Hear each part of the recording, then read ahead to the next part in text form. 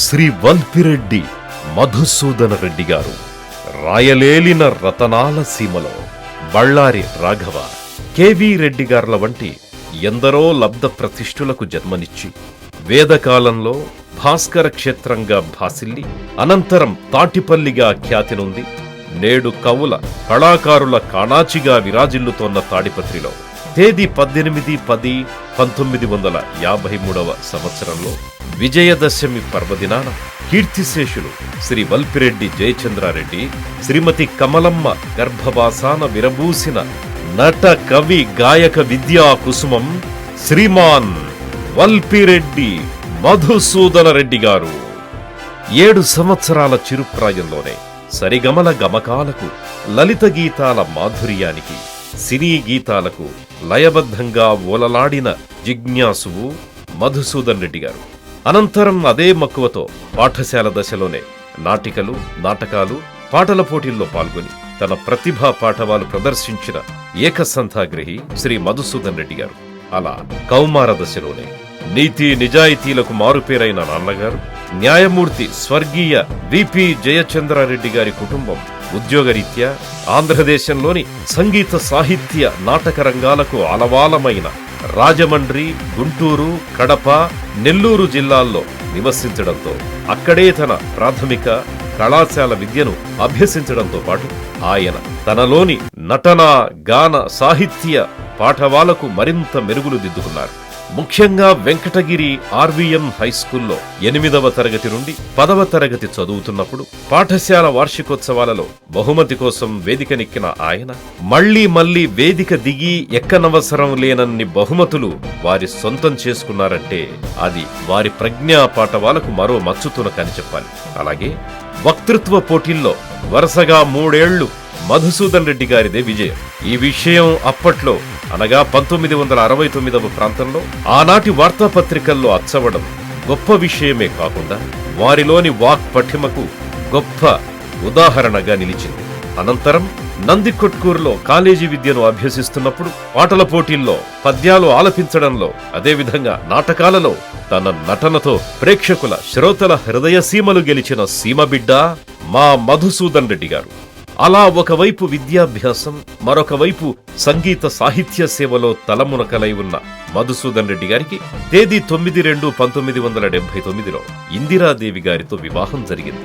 మహాకవి కాళిదాసు గారికి ఆ సరస్వతీ మాత కటాక్షం లభించినట్టు మధుసూదన్ రెడ్డి గారి ప్రవృత్తికి ఇందిరాదేవి గారి ఆలంబన కూడా తోడవడంతో రెడ్డి గారి బహుముఖ పాండిత్య ప్రకర్ష దినదిన ప్రవర్ధమానమయ్యింది.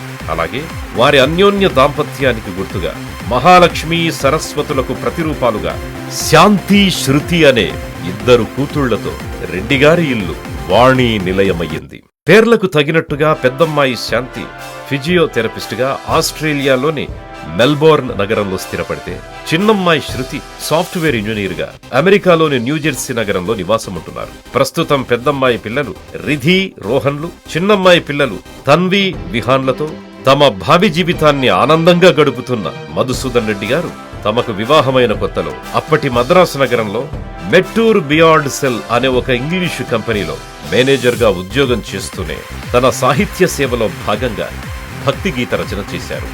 సుమారు దశాబ్ద కాలం పాటు కొనసాగిన ఈ భక్తిరస సేద్యంలో మధుసూదన్ రెడ్డి గారి కలం నుంచి జాలువారిన ఎన్నో భక్తి గీతాలను ప్రఖ్యాత గాయకులు రామకృష్ణ, విజయలక్ష్మి శర్మ గారు ఆలపించగా ఆ మధుర భక్తి గీతాలు నేటికీ శ్రోతలను ఎంతగానో అలరిస్తున్నాయి. అలాగే మధుసూదన్ రెడ్డి గారి కలం నుంచి జాలువారిన అనేక భక్తి గీతాలు సంగీత దర్శకులు జె పురుషోత్తం గారి సంగీత దర్శకత్వంలో క్యాసెట్ల రూపంలో విడుదలై జనహృదయాల్లో నిలిచిపోయాయి.